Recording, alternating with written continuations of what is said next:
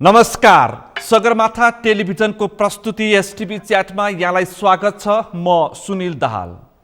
वैशाख 30 को स्थानीय तहको निर्वाचनको मिति नजिकिँदै जाँदा चुनावी माहौल पेचिलो बनेको छ। प्रमुख प्रतिपक्ष पनि चुनावको तयारीमा घनीभूत रूपमा जुटेको छ भने सत्तापक्षीय दलहरू भने चुनावी गठबन्धनको छलफलमा बसिरहेका छन्। छलफल निष्कर्षमा पुग्न सकेको छैन। गठबन्धनभित्र चुनावी तालमेलका आफ्नै पक्ष विपक्ष छन् र केही असन्तुष्टि छन्। कसरी मिलाउने भनेर बैठकहरू जारी छन्। यस बीचमा नै एउटा अर्को विषय निकै चर्चित भएर आयो। त्यो विषय भनेको राष्ट्र बैंकका गभर्नर महाप्रसाद अधिकारीलाई निलम्बन। अर्थमन्त्री जनार्दन शर्माले किन यो समयमा निलम्बन गरे? अहिले सबैको चासोको विषय यतातर्फ पनि केन्द्रित भएको छ। त्यो सँगसँगै मुलुक आर्थिक रूपमा सङ्कटग्रस्त बन्दैछ र यस बेलामा किन अर्थमन्त्री यसरी उत्तेजित भइरहेका छन्? सबैले यो किसिमको टिप्पणी गरिरहेका छन्। आज हामी विशेष गरी यिनी तीन विषयमा बढी केन्द्रित रहेर छलफल गर्दैछौँ। यसै बीचमा नयाँ दल नेकपा एकीकृत समाजवादीले पनि चुनावी तयारीको लागि समिति गठन गरेको छ। प्रचार प्रसार समिति र केही विषयहरू पनि सार्वजनिक गरेको छ। केही मापदण्ड बनाएको छ चुनावको लागि टिकट लिनका लागि। आज हामी यिनी विषयवस्तुमा बढी केन्द्रित रहेर छलफल गर्दैछौँ। आजको यस छलफलमा मसँग सहभागी हुनुहुन्छ नेकपा एकीकृत समाजवादीका उपमहासचिव पूर्व शिक्षा मन्त्री डाक्टर गङ्गालाल तुलाधर। यहाँलाई स्वागत छ। धन्यवाद। आराम हुनुहुन्छ? बिल्कुल आराम छु। तपाईँलाई? ठिकै छ। अब निर्वाचनको माहौलले छोप्यो। नेकपा एकीकृत समाजवादीलाई पनि निर्वाचन लागिसक्यो। एकदम। हामीले त हिजो केही निर्णय पनि गर्नु भएन चुनावको तयारीको विषयमा? गऱ्यौँ। के गर्नुभयो? हिजो मूलत 1111 जना रहेको केन्द्रीय निर्वाचन परिचालन कमिटी हाम्रा पार्टीका श्रद्धेय अध्यक्ष कमरेड माधव कुमार नेपालको अध्यक्षतामा गठन गरियो र त्योभित्र सचिवालय पनि बनाइएको छ र त्यो सचिवालयले दैनिक जसो कार्यालयमा बसेर कामहरू गर्नेछ र देशभरिबाट सूचना लिने, त्यसलाई विश्लेषण गर्ने र निर्देशन दिने कुराहरू गर्छ। त्यसमा कमरेड महासचिवको संयोजकतामा त्यो सचिवालय पनि बनेको छ। म पनि त्यसमा छु। कस्तो छ नयाँ पार्टी? तपाईँहरू देश दौडामा हुनुहुन्छ। मेची महाकाली पुगिरहनु भएको छ। तपाईँहरूको पूर्व नेता नेकपा एमालेका अध्यक्ष केपी शर्मा ओली, माधव नेपालले नेतृत्व गरेको पार्टीले एउटा अध्यक्षको टिकट पाउने एउटा नेता पनि पाउँदैन भन्नुहुन्छ। देशभरि नै सङ्गठन बन्यो। पहिला कुरा त हामी पार्टी तपाईँले भने जस्तो नयाँ भएर पनि पुरानै पार्टी हौँ। त्यसमा कुनै भ्रम नराख्नुहोला। किनभने नेता पुरानो, पार्टी नयाँ। हामीले परिस्थितिले हामीले यो बाटोमा आउनु पर्यो। किनभने केपी ओलीको अहिले जुन भाषा तपाईँले प्रयोग गर्नुभएको छ त्यही दम्बी, घमण्डी, अरूकालाई नगन्ने, आफू मात्रै सर्वेसर्वा हुँ भन्ने त्यो खालको चाहिँ व्यक्तिवादी शैलीका कारणले गर्दा हामी केपीसँग बस्न सकेनौँ। त्यसैले हामीले भान्सा अलग मात्रै गरेका हौँ, होइन। पार्टी हामीले नै बनाएका हौँ। नेकपा माले भन्ने पार्टी उति बेलाको स्थापना गर्नेहरू जम्मा 3 जना, त्यसमध्येका 3 जना यतै हुनुहुन्छ, माधव कुमार नेपाल, झलनाथ खनाल र मुकुन्द न्यौपाने। केपी ओली त त्यति बेला जेलमा हुनुहुन्थ्यो। त्यस कारणले गर्दा दम्भ घमण्डको अभिनय गर्ने अथवा बडो कलात्मक ढङ्गले मान्छेलाई प्रभाव पर्ने ढङ्गले हाँसी त्यो पनि भित्र असाध्यै पीडा छ तर हाँसी अव्यक्त गर्न सक्ने एउटा कलाकारको शैली जस्तै केपी ओलीसँग छ। त्यस कारणले हामीलाई त्यसरी हियाउनुहुन्छ। तर उहाँलाई थाहा छैन कि हामी उहाँ जत्रै पार्टी बनिसक्यौँ। तपाईँहरू त एमाले जत्रै पार्टी बनिसक्नुभयो? बिल्कुल। जनताले पत्याउँछन्। एमाले 50-50 भएको अवस्था छ। जनताले पत्याउँछन् कि पत्याउँदैनन् भन्ने कुरा चाहिँ 30 गतेको निर्वाचन पछाडि सुनिलजीलाई पनि म हेर्न आग्रह गर्छु। 30 गतेको निर्वाचन पछाडिको मत परिणाम र जितेको सिटको सङ्ख्या राखेर फेरि यही सिटमा छलफल गरौँला। किनभने कुनै अब विपद आइलाग्यो भन्ने बेग्लै कुरा हो, नत्र अहिलेसम्मको मतदाताले मतदानै गरेनन् भने त त्यो त फरक कुरा हो। किनभने हामी त टेस्टेड भएका छैनौँ नि सुनिलजी अहिलेसम्म, होइन। किनभने हाम्रो मत कति हो भन्ने खालको कुरा त एमालेको सूर्यकै बास्केटमा छ भन्नु पर्यो। हामीले कत्रो ढिक्का लियौँ भन्ने कुरा। तपाईँको पार्टी बन्दाखेरि अध्यादेश जारी गरेर 20% पुगेपछि पार्टी गठन गर्न सक्ने सजिलो कुकुलो व्यवस्था गरिसकेपछि तपाईँहरूको पार्टी नेकपा एस बनेको हो। त्यो वैधानिकता 20%। वैधानिकताको एउटा बाटो अवलम्बन गरे मात्रै हो। पार्टी हामीले जति ढिलो गर्दै जान्थ्यौँ त्यति नै हामीलाई चाहिँ नोक्सान हुँदै जान्थ्यो। चैत्र 4 र 5 गते हामीले सानेपामा गरेको बेलाको हामीले त्यति बेलै पार्टी घोषणा गरेका थियौँ भनेर भने 10 भाइ हाम्रा प्रिय मित्रहरूलाई त्यति बेला कुनै भ्रम थिएन भनेर भने, कन्फ्युजन थिएन भनेर भने हामी केपी ओलीको भन्दा कमसेकम पनि 60%ले माथि पार्टी बन्थ्यौँ। तर ढिलो हुँदै जाँदा कहाँसम्म पुग्यो भन्दा तपाईँले अघि भनेको त्यो वैधानिकता खोज्दै जाँदाखेरि त्यो बाटोमा आउँदा वैशाख 9 गते र वैशाख 9 गते पछाडिको अहिले 7.5 महिना पछाडिका केही दिनहरू बित्यो होलान्, हामी अभूतपूर्व रूपमा पार्टीलाई यहाँसम्म ल्याइपुर्याएका छौँ विकास। अघि तपाईँले केपी शर्मा ओलीलाई चाहिँ अहङ्कारी दम्बकारी भन्नुभयो। तपाईँको पार्टी अध्यक्ष माधव नेपाललाई चाहिँ सानो चित्त भएको मान्छे भन्छन्। अस्ति राजदूत नियुक्तिमा हेर्नुहोस् त, सबै आफ्नै मान्छे। अब त्यो विश्लेषण गर्ने बहिनी ज्वाइँ पनि राजदूत नियुक्ति बनाउनु। कहिले कहिले के हुन्छ भने नि, बहिनी ज्वाइँलाई चाहिँ राजदूत बनाउनु हुँदैन भनेर तपाईँहरू जस्तो एउटा नेताहरूले चाहिँ सुझाव दिनु भएन? सुन्नुहोस्, अब यो चाहिँ के हुन्छ भने नि, राजनीतिमा काहीँ के भएको छ भने दाजुभाइ पनि फरक भएका छन्, श्रीमान र श्रीमती पनि फरक भएका छन्, बाउहरू एकातिर छोराहरू अर्कोतिर, आमाहरू एकातिर छोरीहरू अर्कोतिर पनि भएका छन्। जहाँसम्म चाहिँ अवसर पाउने खालको कुरा र चाहिँ अवसरसँग जोडेर आफ्ना नातागोतासँग चाहिँ जसरी गाँस्ने गरिन्छ त्यसमा एउटा जहिले पनि अन्याय भइरहेको र कहिलेकाहीँ चाहिँ के अरे ज्यादा चाहिँ मान्छेहरूले चाहिँ टिप्पणी गरिरहेका पनि हुन्छन्। दुईटा कुरालाई सन्तुलित रूपमा बुझ्ने हो भने कुनै परिवारसँग जोडिएका कोही मान्छेहरू त्यस प्रकारको योग्यता राख्ने हुन सक्छन् र त्यो योग्यता राखेकै कारणले गर्दा सदा सर्वदा तिनीहरू भिक्टिमाइज हुन्छन्। त्यस्तो भिक्टिमाइज नहोस् भन्ने, किनकि जो व्यक्तिको मैले नाम उल्लेख गरेको छु एउटा दृष्टान्त पात्रको रूपमा, उहाँ यसभन्दा अगाडि पनि लाभको पदमा पुगिसक्नु भएको छ। तपाईँले धेरै प्रश्न गर्नु बाँकी छ मलाई, थुप्रै छ। त्यसकारणले यतातिर धेरै कानुन मन्त्री गोविन्द बन्नीलाई पनि त नियुक्त गरियो। हजुर, जो कानुनको वकालत गर्छ, जो सांसद छैन, जहाँ तपाईँको पार्टीभित्र थुप्रै सक्षम दक्ष मन्त्री बन्न सक्ने लायकका व्यक्तिहरू थिए। तर यस्तो छ, कहिलेकाहीँ यस्तो गर्नुपर्छ र पदको लागि पार्टी फुटेको भनेर आलोचना गर्नेलाई तपाईँहरू आफै बल दिइरहनु भएको छ, होइन? त्यो कुरा चाहिँ अब तपाईँको यो लोकप्रिय कार्यक्रम मार्फत तपाईँले मलाई प्रश्न सोधिराख्नु भएको छ। जनताहरू नै जीवित भगवान हुन्, उहाँहरूले नै यसको निरूपण गर्नुहुन्छ, यसको चाहिँ अन्तिम फैसला गर्नुहुन्छ। म उहाँलाई जिम्मा दिन चाहन्छु। तपाईँलाई मैले किन यो प्रश्न गरिरहेको छु भन्दाखेरि लाभको पदमा पुग्दाखेरि पनि र बारम्बार सांसद हुँदाखेरि पनि तपाईँको कुनै पनि आलोचना भएको छैन अहिलेसम्म आर्थिक रूपमा र नातागोताको संरक्षण र गर्ने विषयमा। धन्यवाद सुनिलजी। त्यसकारण तपाईँलाई मैले प्रश्न सुन्नै पर्छ। त्यो पार्टीमा तपाईँ उपमहासचिव हुनुहुन्छ। धन्यवाद सुनिलजी, तपाईँले म प्रति न्याय गर्नुभयो, त्यसको लागि धेरै धेरै धन्यवाद छ। तर मेरा के चाहिँ मैले भनिहालेँ, मैले पनि देखेको छु र चाहिँ स्वाभाविक रूपले जस्तो अहिले गोविन्दजीकै कुराकानी गर्नुभयो, उहाँको भूमिका यी सबै खालको कुरामा कुनै हाम्रो पार्टीको एकल सिफारिसमा उहाँ हुनुभएको होइन। पुष्पकमल दाहाल प्रचण्डको पनि सहयोग रह्यो होइन, शेरबहादुर देउबाजीको पनि सहयोग हो भनेको त होइन। व्यक्तिको भयो भन्ने म पात्रको विषयमा कुराकानी गर्दैन। म एउटा कुरा चाहिँ तपाईँलाई राख्नै पर्छ, तपाईँले पनि भन्नै पर्छ, गलतलाई गलत भन्ने नेताको त्यो साहस चाहिँ हुनुपर्छ। लाखौँ जनताले यो मसँग छ त्यो साहस, अन्तर्वार्ता प्रत्यक्ष रूपमा हेरिरहेका छन्। भन्नुहोस् है, आज मसँग साहस छ त्यो कुरा। आज तपाईँको पार्टी अध्यक्ष रिसाएर फन्केर केही पनि फरक पर्दैन, किनकि तपाईँको राजनीतिक करियर तपाईँमा निर्भर हुन्छ। धन्यवाद, त्यो पनि धन्यवाद छ तपाईँलाई। भन्नुहोस्। किनभने अब त्यो पार्टीको कति कुराहरू आन्तरिक विषय हुन्छन्, त्यहाँ कसरी लडिन्छ, त्यहाँ कसरी भनिन्छ भन्ने कुरा र यसरी तपाईँ कहाँ आएर सार्वजनिक रूपमा भन्ने कुरा अलिकति फरक हुन्छन्। त्यो मेरो सीमा तपाईँले बुझिदिनुपर्छ। दोस्रो कुरा चाहिँ के भनेर भने, म फेरि पनि जनताको लागि राजनीति गर्नेहरूले त जनतालाई भन्दाखेरि के फरक पर्छ? होइन, भन्न सकिन्छ, तर त्यो के भनेर भने नि सस्तो लोकप्रियताका लागि मलाई भन्नु जरुरी छैन। म त भनिहालेँ, देखेर सत्तामा आएका विषयलाई भन्दा त के नि फरक पर्छ? केही फरक पर्छ। अब एकदमै म तपाईँलाई के भन्छु भनेर भने, तपाईँको कार्यक्रम मार्फत जुन पात्रका बारेमा जसरी चाहिँ के भने नातासँग गाँसिएर जुन तरिकाले र चाहिँ बन्दीजीकै विषयमा र जसरी कुराहरू बाहिर आइरहेका छन् त्योभन्दा तथ्य फरक हो।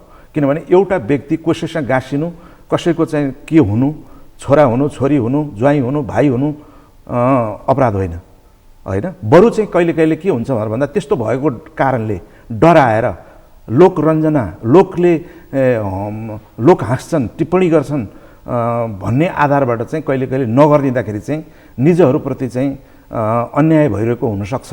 त्यस्तो कुराहरूबाट नेताहरूले के गर्नु पर्यो भनेर भन्दा त्यस्तो गरिरहँदाखेरि पनि अरूलाई अन्याय नपरोस् भन्ने खालको कुरा चाहिँ हमेसा विचार गरिरहेकै हुनु। अन्याय पर्यो, तपाईँलाई पनि पर्यो, मेटमणि चौधरीलाई पनि पर्यो, अर्को व्यक्तिलाई पनि पर्यो, अर्को व्यक्तिलाई पनि पर्यो, पर्यो त। राजनीति तपाईँले के को लागि? जनताको काम सेवाको लागि। म त कानुन व्यवसायी, मैले व्यक्तिप्रति आक्षेप लगाउन खोजेको होइन, व्यक्तिप्रति मैले कटाक्ष गर्न पनि खोजेको होइन, प्रवृत्ति र संस्कारको विरोध गर्नै पर्छ।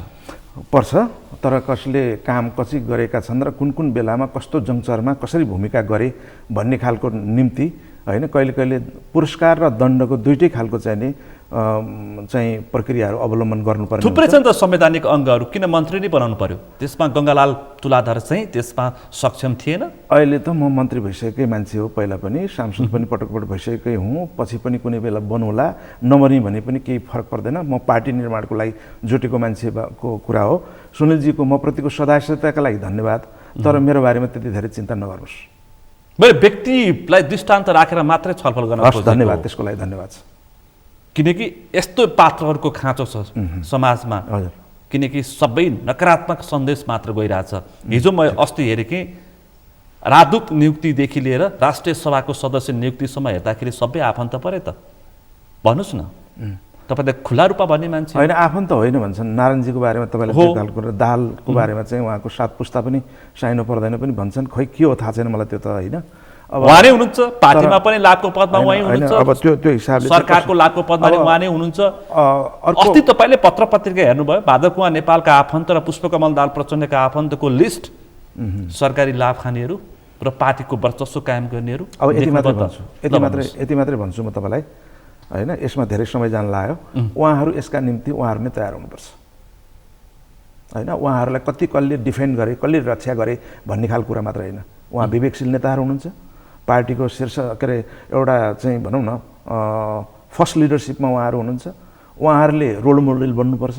रोल मोडल बन्नेहरूले लोकले टिक्का टिप्पणी गर्ने गरिकन गर्ने खालका कामहरूका प्रति पहिले सजग हुनुपर्छ। यति मात्र भन्छु मैले किन यो प्रश्नलाई अलिक बढी जोड दिएर उठान गरेको भन्दाखेरि तपाईँले जसरी केपी शर्मा ओलीले 3 वर्षमा सत्तामा दुरुपयोग गरेर भनेर कटाक्ष गर्नुभयो, तर सत्तामा आएपछि तपाईँले पनि त्यही थाल्नुभयो।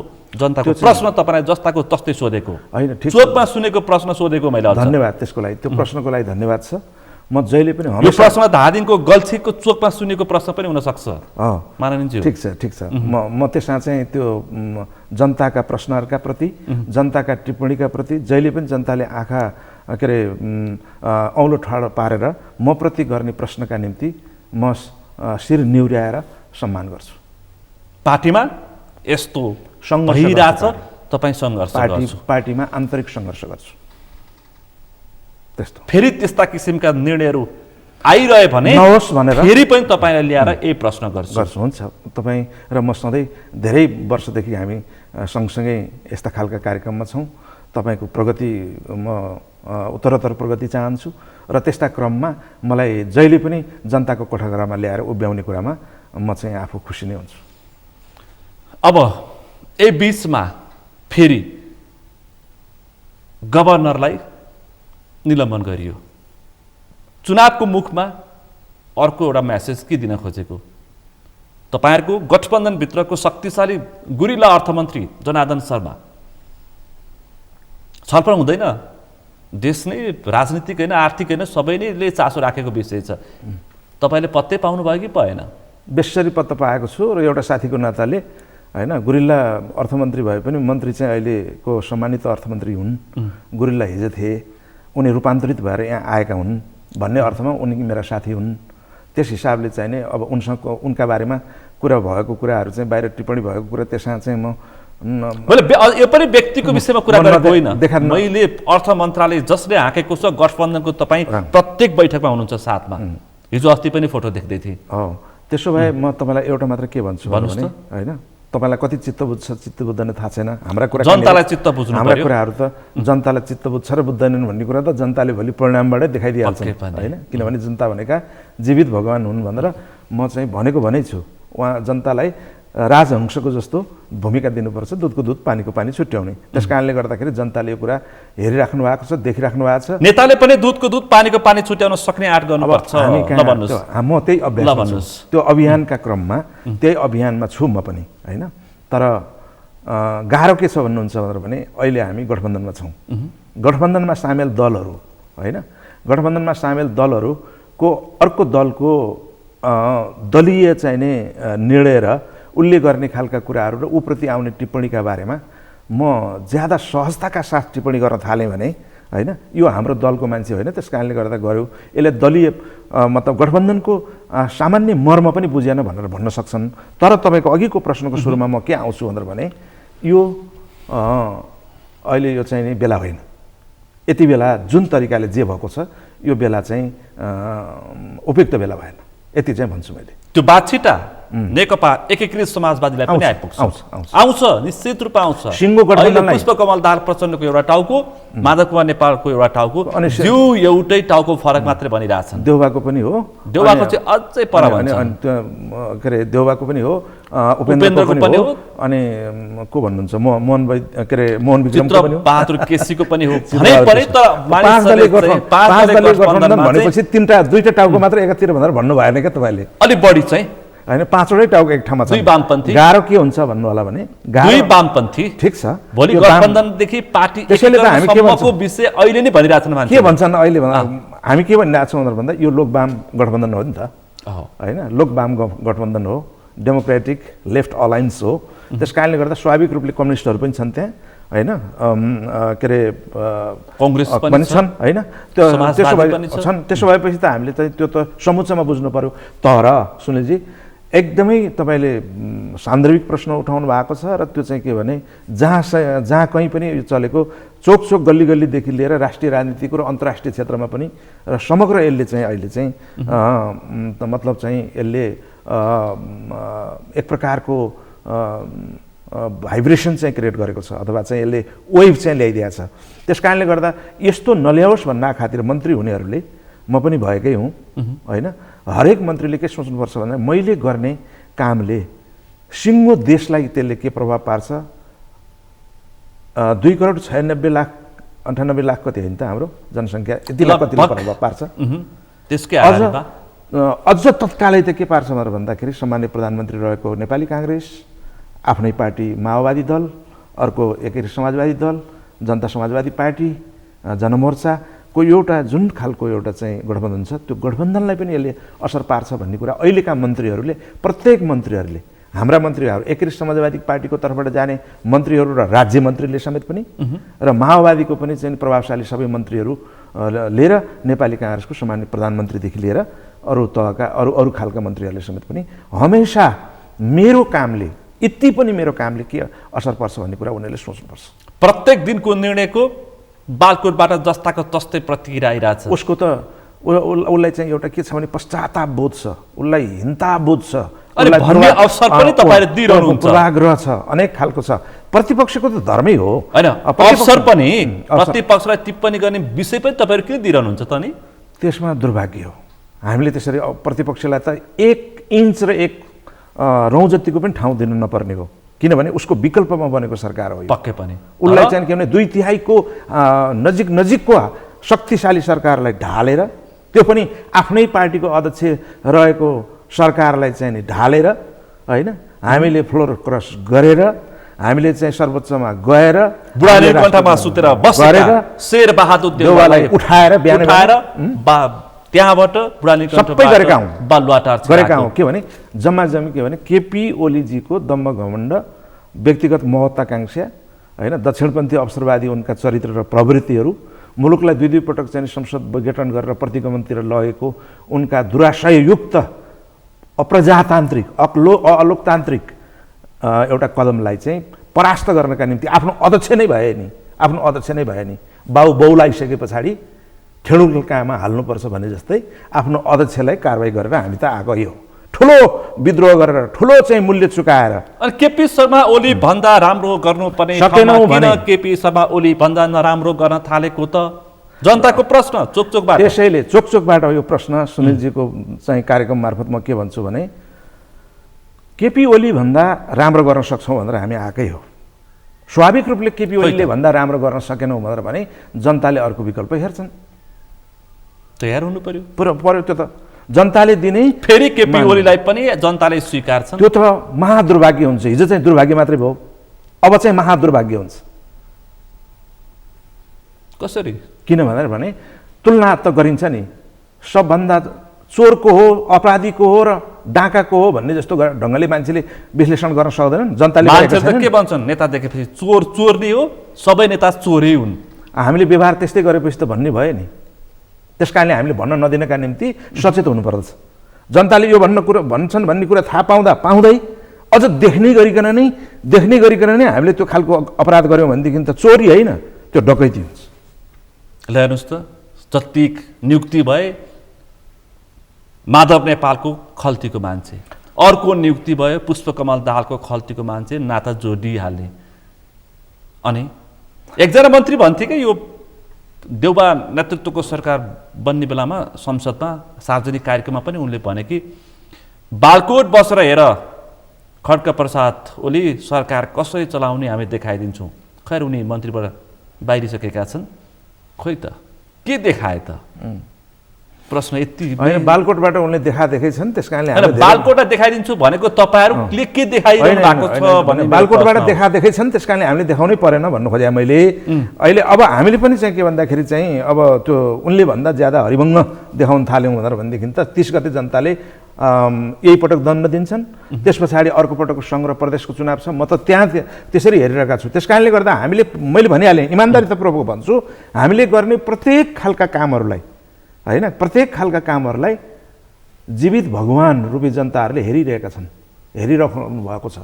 म आदरणीय शब्द आदरार्थी शब्द प्रयोग गर्छु। तपाईँले जनतासँग आज्ञा गर्नुभयो, तर यसको विषय चाहिँ तपाईँको आफ्नै पार्टी अध्यक्ष माधव कुमार नेपाललाई चाहिँ भन्नुपर्छ क्या। मैले त्यो त भनेको छु कि भनेको छैन भन्ने कुरा चाहिँ तपाईँसँग अब के भन्नुहुन्छ तपाईँ?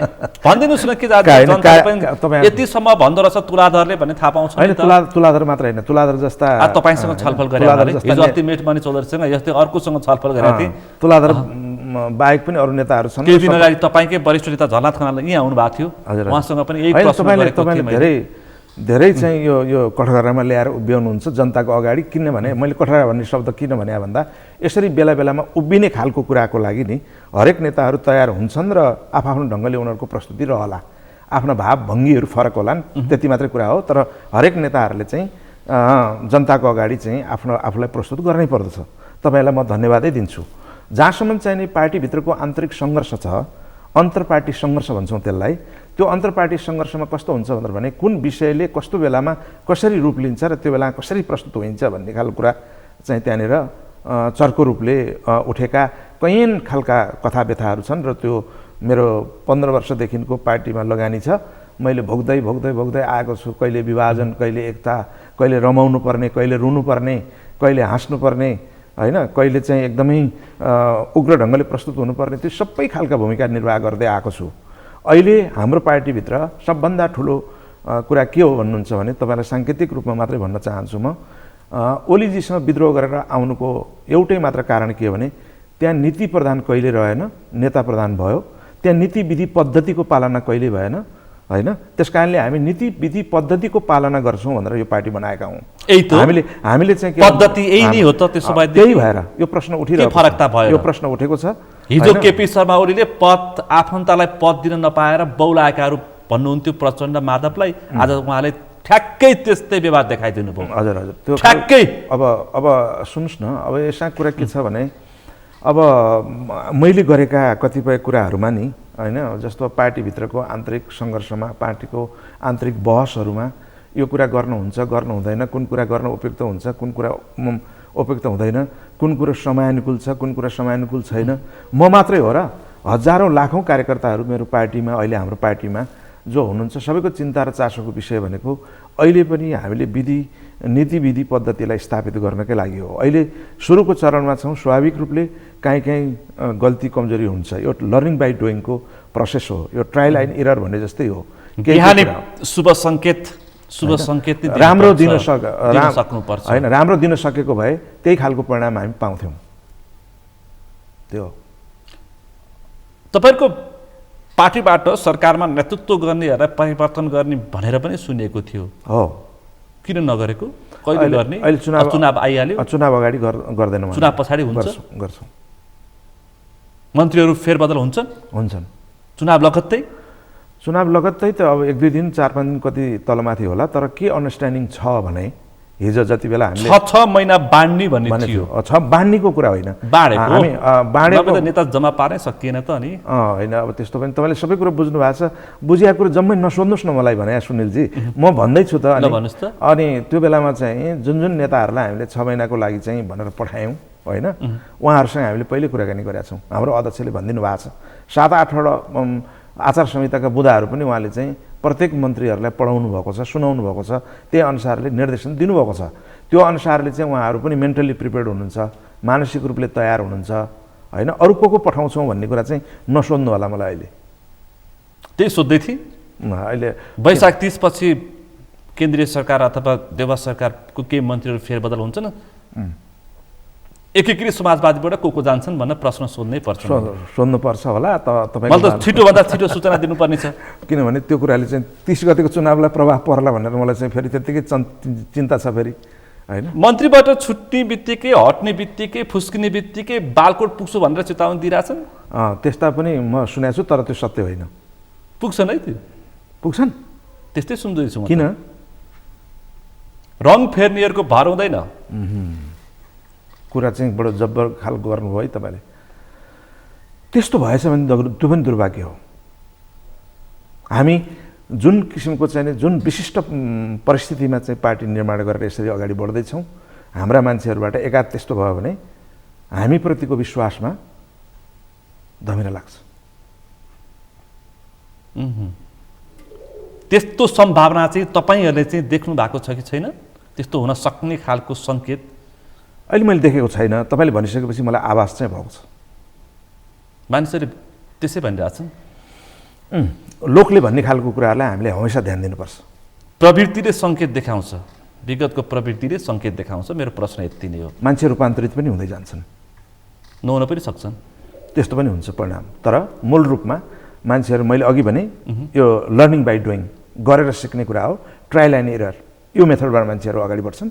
एक दिन अगाडिसम्म माधव कुमार नेपाललाई कटाक्ष गर्नेहरू मन्त्री हुने लगभग कन्फर्म भएपछि 2 दिन पछाडि केपी ओलीलाई कटाक्ष गरेका व्यक्तिहरू मन्त्रीमा छन्। एउटा जिम्मेवार नेता हो, मन्त्री हो, सांसद हो, जनप्रतिनिधि हो, त्यस्ता मान्छे त्यस्ता हुन सक्छन्, भइरहेछन्। अनि नहोला भन्न किन सकिँदैन? तिनको भविष्य के हुन्छ भन्ने कुरा अहिले त गर्लान् होइन। विगतमा पनि के यस्ता चिजहरू भएको छन्। आफ्नै पार्टीका सांसदहरूले सरकारको नीति तथा कार्यक्रममा भोट हाल्नु पर्ने बेलामा अनुपस्थित भएर सरकार ढलेको र मध्यावधि निर्वाचनमा जान परेको परिस्थितिहरू पनि विगतमा भएका छन्। तर केपी ओलीजीलाई त्यस्तो केही नहुँदै पनि उनलाई चाहिँ आफूलाई चलेको लहरको भरमा प्रतिनिधि सभा विघटन गरेको स्थिति छ। त्यस कारणले गर्दा त्यति बेला चाहिँ नि एउटा विवेकशील प्राणीका हैसियतले कसले के गर्यो भन्ने खालको कुराहरू इतिहासका गर्तमा छन्। समीक्षा कुनै दिन होला कसले के गर्यो भन्ने। मैले पनि सुन्नु भएको छ, मैले पनि सुनेको छु। मन्त्रीबाट निकाल्यो भने कि बालकोट कि उस्तै पर्यो भने बुढा नीलकण्ठसम्म पुग्न सक्छौँ भनेर आएका पनि तपाईँले गाई सुनिहाल्नुभयो। खै यो पछि फेरि छलफल गरौँला। अर्को विषय, हजुर, केही दिन अगाडि तपाईँको पूर्व पार्टी अध्यक्ष केपी शर्मा ओलीलाई तपाईँको हालको पार्टी अध्यक्ष माधव कुमार नेपालले राजासँग उठ बस छ भनेर कटाक्ष गर्नुभयो, आरोप लगाउनु हो। के छ सूचना भनिदिनुहोस् न। मलाई सूचना छैन त्यो। तपाईँको पार्टी अध्यक्षले भने चाहिँ थाहा पाउनु भएको छ नि? मलाई सूचना छैन। तर केपी ओलीको व्यवहार र चरित्र, उनको स्वभाव हेर्दा त्यसो नगर्न सक्ने मान्छे होइनन्। उनी भारतीय गुप्त एजेन्सीका मान्छेहरूलाई 12 बजे सोझै एयरपोर्टबाट झिकाएर त भेट्न सक्ने मान्छे राजा त होइन। पूर्व राजालाई भेट्ने कुरा के अनौठो कुरा हो र? अहिले कमल थापाहरूले सूर्य चिन्हमा सँगै चुनाव लड्न सकिन्छ भन्ने खालको कुरा र राप्रपाहरूसँग उहाँको घाँटी जोडिने खालको कुराहरू भएको कारणले गर्दा उहाँले सङ्केत गर्नुभयो होला। कमल थापाले त पूर्व राजा ज्ञानेन्द्र शाह, संवैधानिक राजतन्त्र, सक्रिय राजतन्त्र सबै नै विसर्जन गरिसके त। अब त्यसैले त मैले भनेको छु कमल थापा मात्र। कमल थापा त अब संवैधानिक राज संस्थाको पक्षमै छैनन् त। कमल थापा चाहिँ प्रष्ट रूपमा मसँग आउँछन् र एकता गर्न सकिन्छ भनेर उनी एकदमै आत्मविश्वासका साथ उनी भनेको केपी ओलीले भन्ने गर्छन्।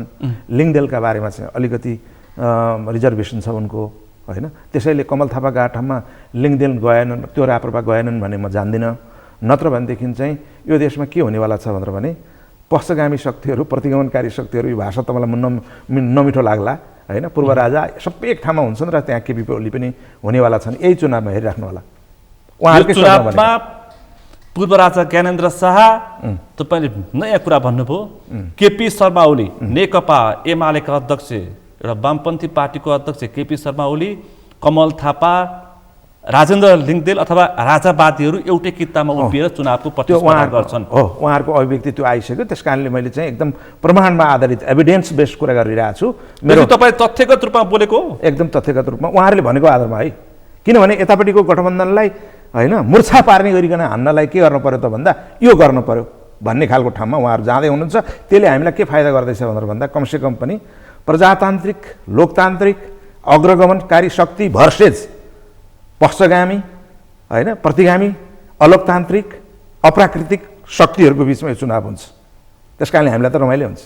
अर्को प्रश्न पनि गरौँ म? गर्नुहोस्।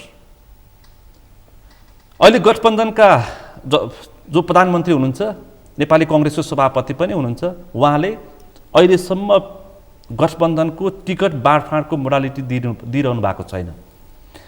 वामपन्थीहरूलाई छोडिदियो भने बालकोट पुग्न सक्छन्, यिनीहरूको भर हुँदैन भनेर अल्झाएर राख्ने, अन्तिममा पार्टीहरूमै साथीहरूले साथ दिएनन्, त्यस कारण नसकिने भयो भनेर पछाडिदिन सक्छन् नि फेरि।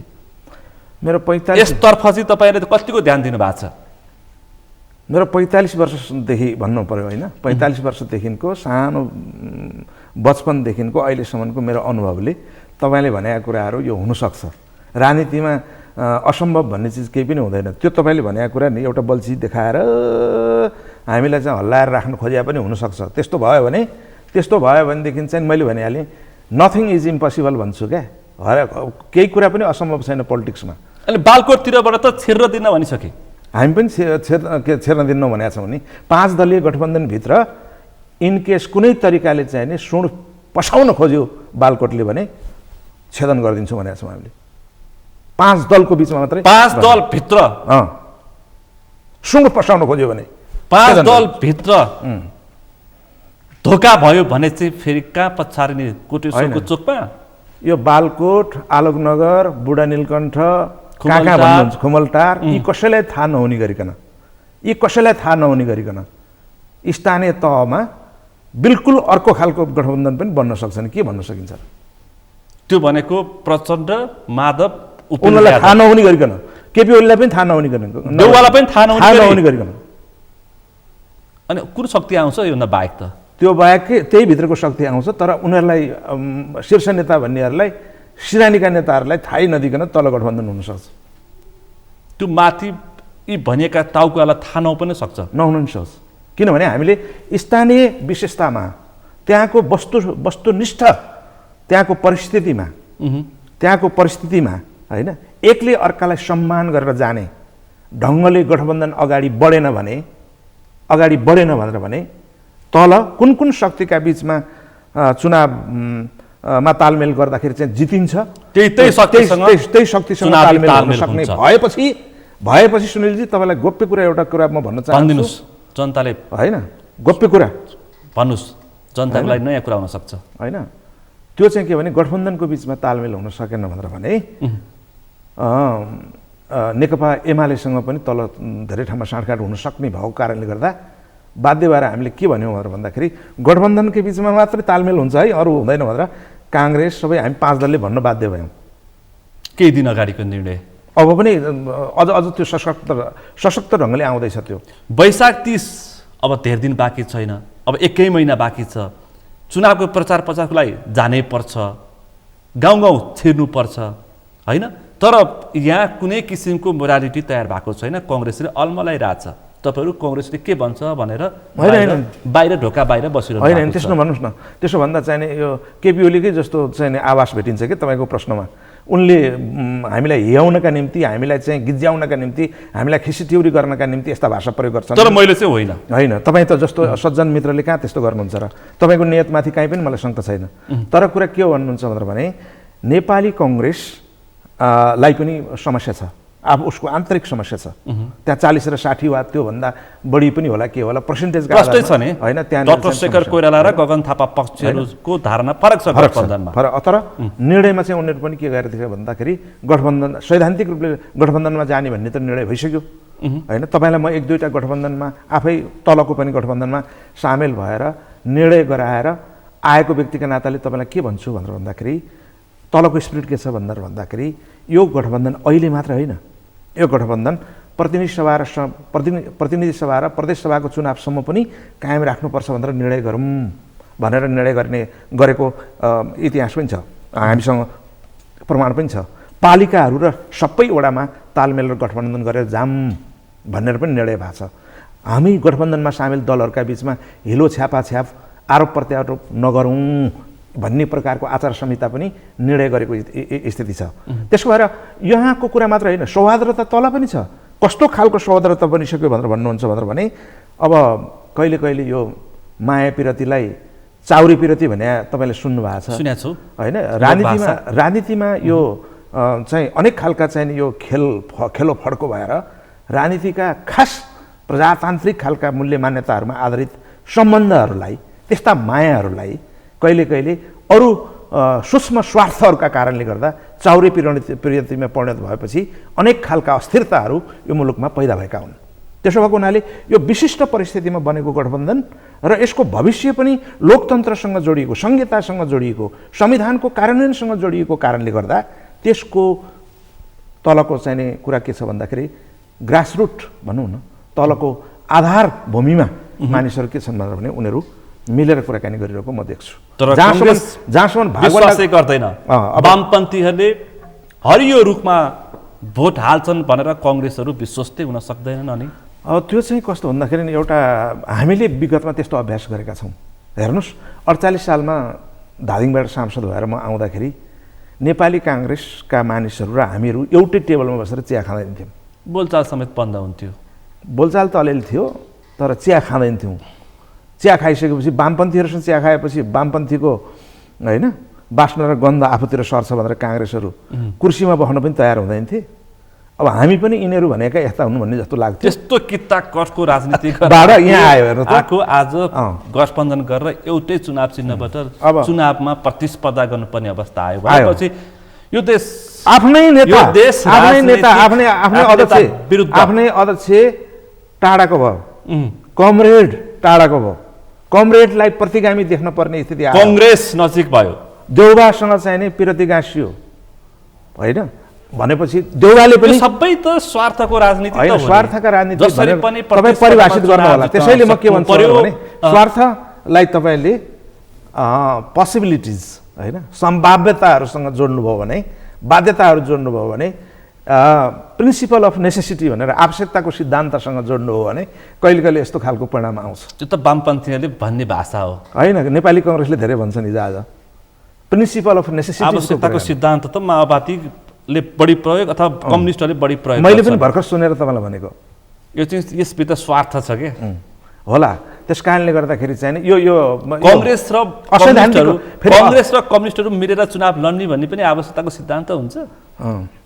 अब वामपन्थीको 2/3 चाहिँ नजिकको विश्वमै बिरलै प्राप्त हुने, वामपन्थीहरूलाई त बिरलै प्राप्त हुने अवसरलाई तिलाञ्जली दिएर धुलिसात पारेर कमल थापा लिङ्गदेनहरू अरूसँग मिलेर भए पनि चुनाव लड्छु भन्नु चाहिँ त्यो चाहिँ स्वाभाविक हो, प्राकृतिक हो। त कोठामा थुनेर बाहिर चुक्कु लाउने प्रयास गरिसकेपछि के गर्नु त बडा बिचरा? त्यो बेकारको कुरा हो। कसले सक्छ केपी ओली जस्तो शक्तिशालीलाई, मैमत्तालाई कोठाभित्र थुनेर के चाहिँ बिरालु पिटाए जस्तो गर्न सकिन्छ? कहीँ देख्नुभयो त्यो? कहीँ काम गर्न दिनुभयो? कहिले माधव कुमार नेपाल चिमोट्ने, कहिले झरनाथ चिमोट्ने, कहिले पुष्पकमल दाहाल प्रचण्ड चिमोट्ने, कहिले वामदेव चिमोट्ने, कामै गर्न दिनु भएन। अर्कोले मेरो लुगा ताने, बाउला ताने, सुरुवाल ताने भन्नुभएको छ, आफैले खोल्नु भएको हो। अर्कोले कसैले ताने होइन। बाँदरलाई दौरा सुरुवाल लगाइदिए जस्तो भयो। केपी ओलीलाई च्यातचुत पारे फ्याले, आफै नाङ्गो भए। अरूलाई दोष लगाए मात्रै हो, बेकार कुरा हो त्यो। होइन? होइन। यस्तो भन्दाखेरि कता कता चित्त दुख्दैन? चित्त दुख्छ, भन्न मन लागेको छैन, माया लाग्छ कता कता। तर उनी जति निर्मम भएका छन्, म उनीभन्दा कान्छो नेताका हिसाबले उनीभन्दा 10 दोब्बर निर्मम नभइकन पोलिटिक्स चल्नेवाला छैन। यो 20% मात्रै किन चित्त दुखेछ? हिजो माधव नेपालसँग त्यत्रो वर्षौँसँग एउटै समूहमा काम गरेकाहरू त सबै उतै गए त केपी ओलीतिरै। 10 भाइलाई देखेर 10 भाइ लगायत थुप्रै गए। थुप्रै आएका पनि छन् नि। सुनिलजी त्यसरी अन्याय नगर्नुहोस् न मलाई। हाम्रो पार्टीमा तपाईँलाई कति देखाउनु पर्यो? हेड काउन्ट गरेर देखाइदिउँ तपाईँलाई? एक दिन देखाइदिन्छु मैले। चुनावपछि फेरि छलफल गर्छु। हुन्छ। अन्तिम परिणाम, अन्तिम सत्य त्यही हो। ठिक छ, त्यो त स्वीकार गर्न तयार छौँ हामी। वैशाख 30 को स्थानीय तहको निर्वाचन अब धेरै दिन बाँकी छ। बिल्कुल तयार छौँ हामी। जे जनताले एक्लै तपाईँहरू चुनाव लड्नुभयो भने चाहिँ कति सिट ल्याउनुहुन्छ? मान्छे ठट्टा गरिरहेछन्। पालिका मात्र 200 भन्दा बढी जित्छौँ हामी। यो सबै रेकर्ड हुन्छ नि। अब छ त, रेकर्ड भयोस् न त, के भयो त? म रेकर्डकै लागि भने मैले, किनभने हाम्रो पालिका मात्रै 200 सिट, 753 मा। ल के हो कारण भन्ने कुरा तपाईँ म पछि भन्छु। अहिले हामीलाई त्यो उत्साह छ। तलबाट अतिरञ्जना गरेको भए मलाई थाहा छैन, तर जहाँ चाहिँ जसरी चाहिँ अहिले हाम्रो पार्टीमा सुन्नु न, हाम्रो पार्टीमा जसरी दिनका दिन मान्छेहरू प्रवेश गरिरहेका छन् र त्यो ठुलो शक्ति लिएर प्रवेश गरिरहेका।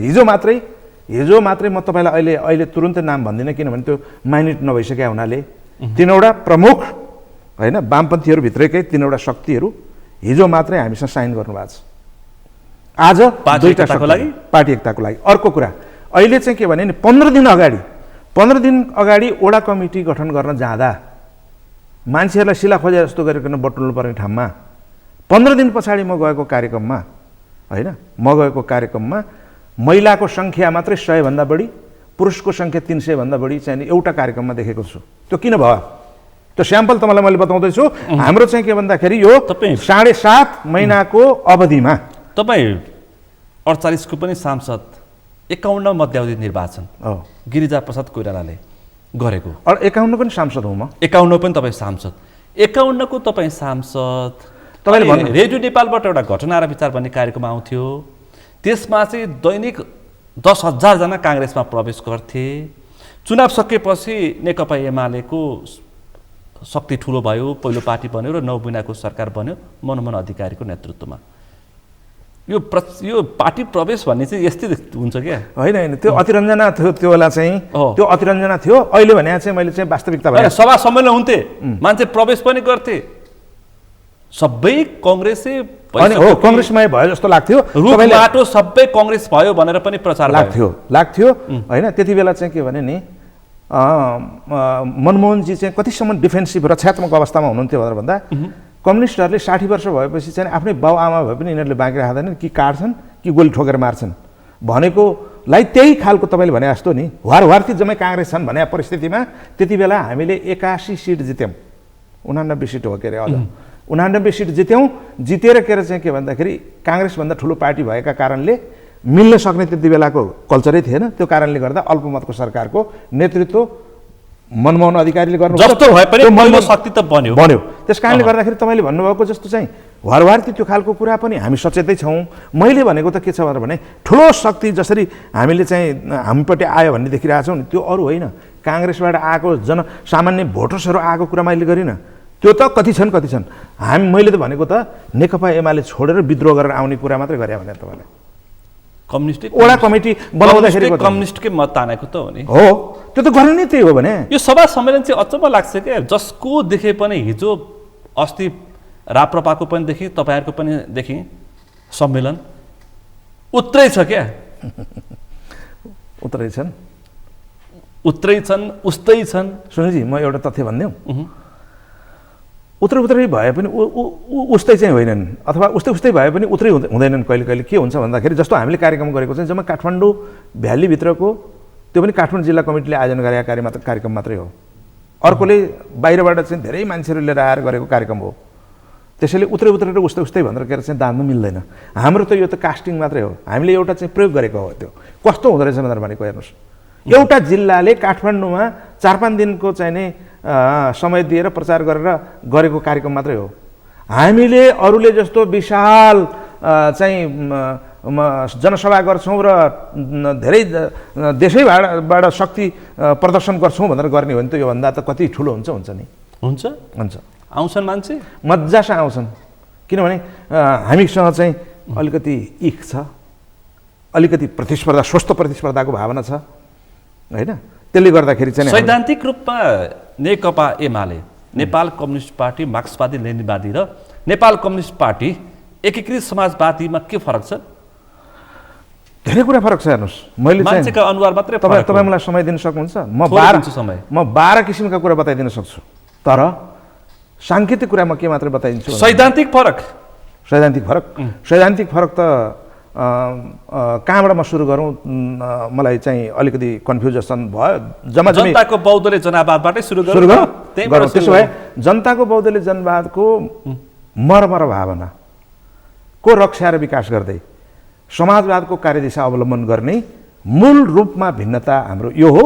र अहिले चाहिँ एमालेहरू त्यसलाई मार्गदर्शक सिद्धान्तको रूपमा जबजसलाई मार्गदर्शक सिद्धान्तकै रूपमा स्वीकार गर्छन् र त्यसमा सैद्धान्तिक मत भिन्नताको कुरा गर्दाखेरि उनीहरू धेरै पछि छन्, हामी धेरै हामी अग्रगामी शक्तिका हिसाबले अगाडि गइसक्यौँ। हामी समाजवादको आधारशिला अब तयार गर्ने ठाउँमा गइसक्यौँ। त्यो सबभन्दा ठुलो चाहिँ सैद्धान्तिक भिन्नता हो। कोरा कल्पना होइन। कोरा कल्पना किन हुन्थ्यो? मदन भण्डारीले जति बेला जनताको बौद्धले जनवादको सिद्धान्त प्रतिपादन गर्दै हुनुहुन्थ्यो, त्यसको प्रणेताका हिसाबले जनताको बौद्धले जनवादको मूल व्याख्याता 48 को संसदमा सांसद भएर मदन भण्डारी पनि त्यही संसदभित्र हुनुहुन्थ्यो। र केही मान्छेहरूले चाहिँ रोस्टममा गएर के भनिरहेका हुन्थ्यो भनेर भन्दा यो जनताको बौद्धले जनवाद भने चाहिँ यो बल्छीमा झुन्याएको गडौला भन्दा केही पनि होइन भनेर भनिरहेका हुन्थे। किनभने त्यति बेला पूर्वी जर्मनी होइन, पूर्वी युरोप, पूर्व सोभियत टुक्रेको अवस्था थियो। त्यतिखेर मदन भण्डारी त्यहाँ बडा साहसका साथ, बडा धैर्यतापूर्वक, बडा शालीनतापूर्वक सुनिरहेका हुन्थे र मिसी हाँसिराख्नु भएको हुन्थे होइन। त्यति बेला त्यस्तो बेलामा प्रतिपादन गरेको सिद्धान्त हो यो। त्यसैले चाहिँ यो कोरा कल्पना होइन, यो मुलुकको वर्तमान त्यति बेलाको परिस्थितिको सापेक्षतामा हामीले त्यस प्रकारको चाहिँ निर्णय गऱ्यौँ र त्यसको चाहिँ के भन्दाखेरि त्यसको औचित्यता, त्यसको आवश्यकता अहिले पनि बाँकी छ। त्यसको थप रक्षा र विकास गर्दै हामी समाजवादको कार्यदिशा अँगालेर अगाडि जानुपर्छ। जबजको सिद्धान्त चाहिँ तपाईँले छोड्नुहुन्न होइन? जबजको सिद्धान्त हामी छोड्दैनौँ। सिद्धान्तको रूपमा केपी शर्मा सिद्धान्तका रूपमा होइन। भनेपछि मूल घरबाट छुटेका दुई दाजुभाइ त्यो त हो नि त बाबा। कसले भन्न सक्छ हामीलाई फरक भनेर होइन? हामी सँगसँगै हुर्केका, जेल बस्दा हामी सँगै छौँ, पुलिसको कुटे खाँदा हामी सँगै छौँ होइन, पुलिसको कुटे खाँदा सँगै छौँ। अवसरहरूको प्राप्ति र खास गरिकन अवसरहरूको दिने वितरण गर्ने खालको कुरामा केपी ओलीले जुन प्रकारको हैकम र व्यक्तिवादी चरित्र देखाए, मात्र तपाईँहरूको विरोध केपी शर्मा ओलीको प्रवृत्तिको मात्रै हो। मूल रूपमा त त्यही थियो। तर अब हामी पुष्पकमल दाहाल प्रचण्डसँग चाहिँ कहिले मिल्ने? त्योभन्दा प्रश्न मलाई यो सोध्नुहोस् न, केपी ओलीसँग चाहिँ कहिले मिल्ने? तत्काल मिल्नु न, त्यसकारण नभने त्यसो भएदेखि चाहिँ ऐन मौका त्यस्तो आउँछ कि वास्तवमा कसले कुन ठाउँमा सजाय भोगेर होइन, सजाय भोगेर हामी उत्रै रहेछौँ, उस्तै रहेछौँ, फेरि एमालेसँग पनि मिल्ने दिन आउँछ। छिट्टै त आउँदैन, टाइम लाग्छ। त्यो 3टा चुनावसम्म त कमसेकम पनि आउँदैन। त्यस पछाडि त आउँछ। कहिले आउँछ त भन्न सक्दिनँ। त्यस पछाडि त किनभने मान्छे तपाईँले भन्नुभयो नि, एउटै परिवारका एउटै गुणका फरक ठाउँमा छन् होइन, एउटै गुणका फरक ठाउँमा छन् होइन। माया एक अर्कासँग उस्तै हो, खालि एउटा व्यक्तिले गरेको दम्म घमण्डका कुराहरूसँग हुन् होइन। त्यसको परिणाम चाहिँ मान्छेले भोगिसके पछाडि चाहिँ अनि मान्छेले समीक्षा गर्छन्। समीक्षा गरिसके पछाडि त उही त हो नि। किनभने हिजो त्यस्तो भएको छ नि त। 2054 को कुरै गर्नुभएको छ नि तपाईँले। गरेको छु। वामदेवले पार्टी विभाजन गरेर लगिसके त्यति बेला के भएको थाहा छ? फेरि तपाईँहरू फर्केर एउटै किताबमा बस्नु। त्यति बेला के भएको थाहा छ? त्यति बेला चाहिँ वामदेव कमलले पार्टी फुटाउँदा अथवा हाम्रो पार्टी फुट्दा, एमाले पार्टी फुट्दा तत्काल हामी चुनावमा जानु पर्यो, 56 को चुनावमा जानु पर्यो। 54 मा चाहिँ के गरेका छौँ त भन्दाखेरि अहिलेकै जस्तै 5 वर्ष अगाडि हामीले स्थानीय चुनावमा जुन वर्चस्व हासिल गरेका थियौँ होइन, अहिलेको चुनावमा केपी ओलीको सर्वनाश हुँदैछ नि, हो त्यस्तै भयो त्यो बेला पनि।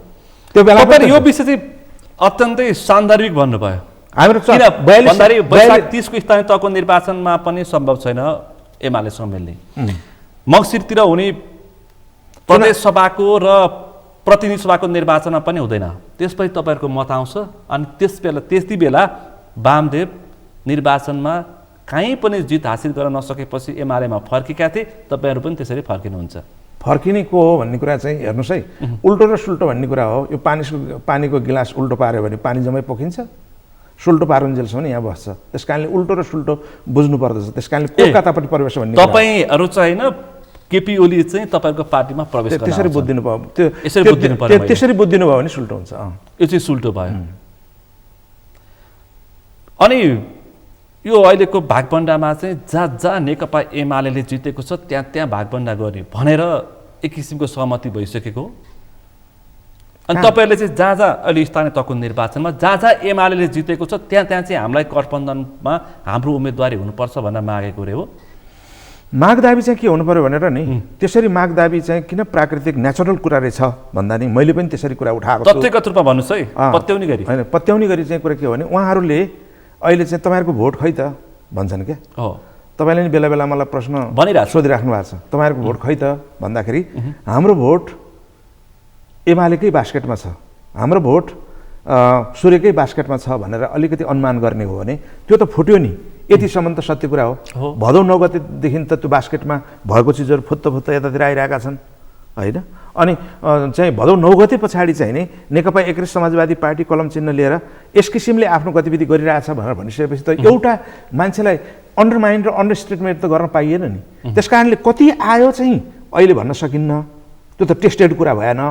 कति जस्तो उदाहरणको लागि चाहिँ नि नेकपा एमालेको 45.78% चाहिँ भोट चाहिँ हिजो स्थानीय चुनावमा प्राप्त गरेको थियो नेकपा एमाले भने हामी अहिले 50-50 भएका छौँ भनेर भनेपछि त कमसेकम पनि 20% भन्दाको बढी त हामीपट्टि छ नि भनेर बुझ्नु पर्यो नि।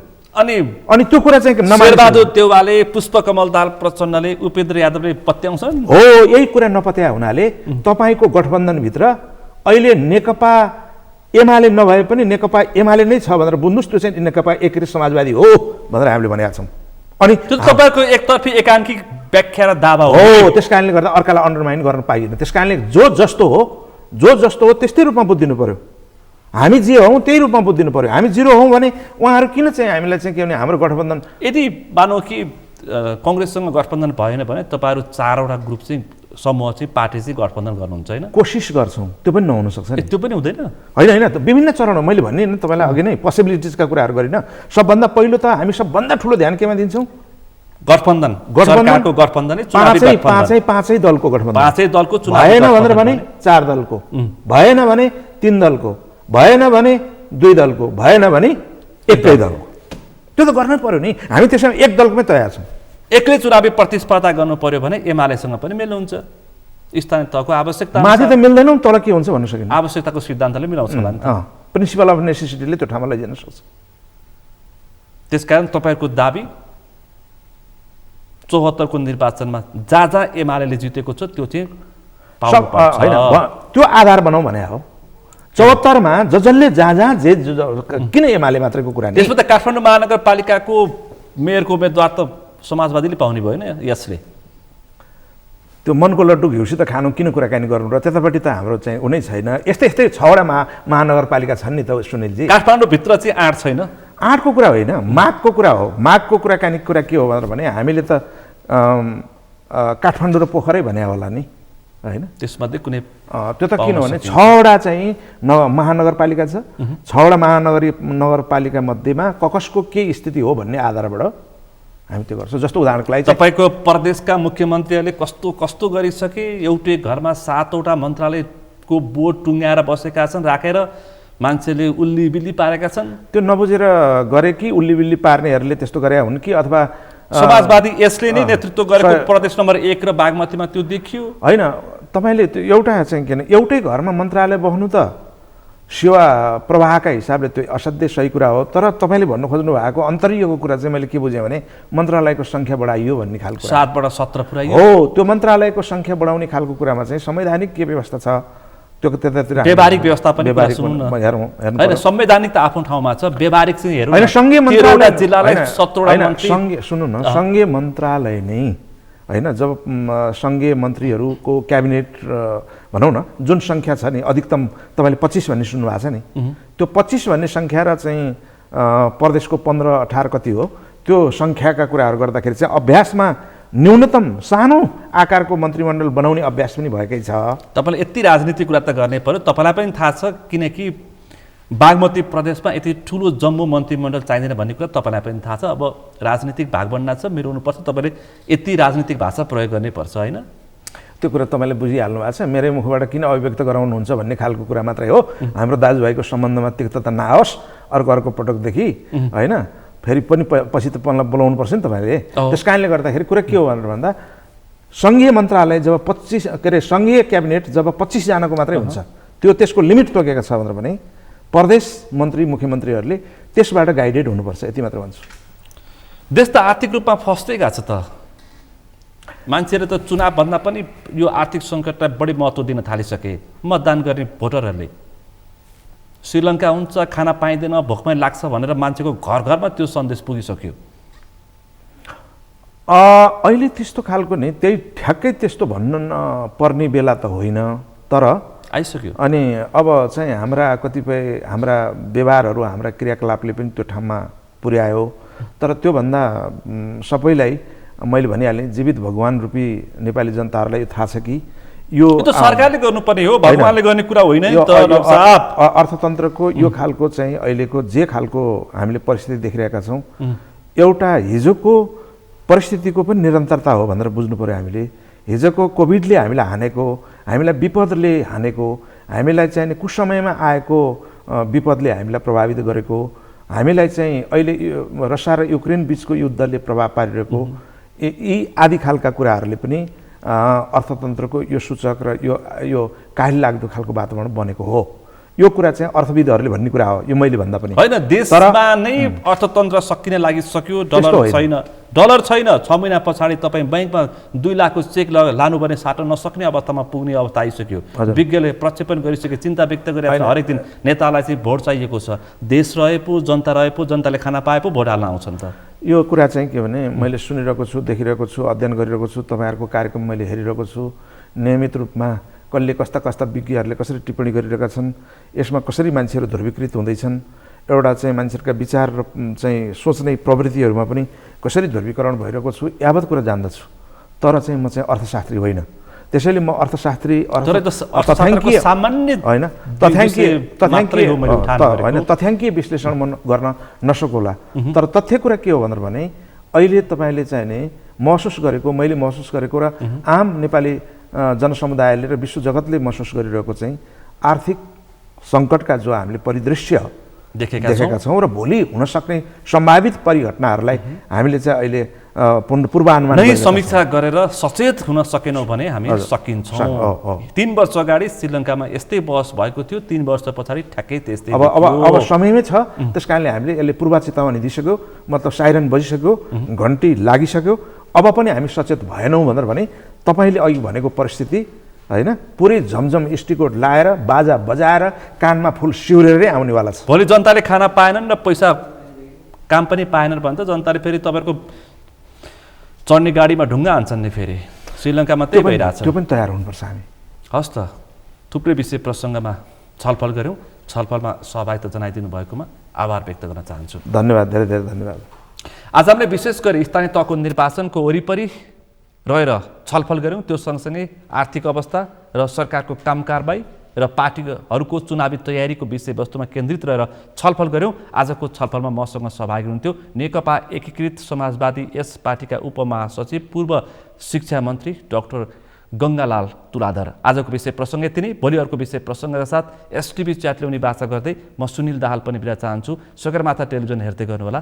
नमस्ते।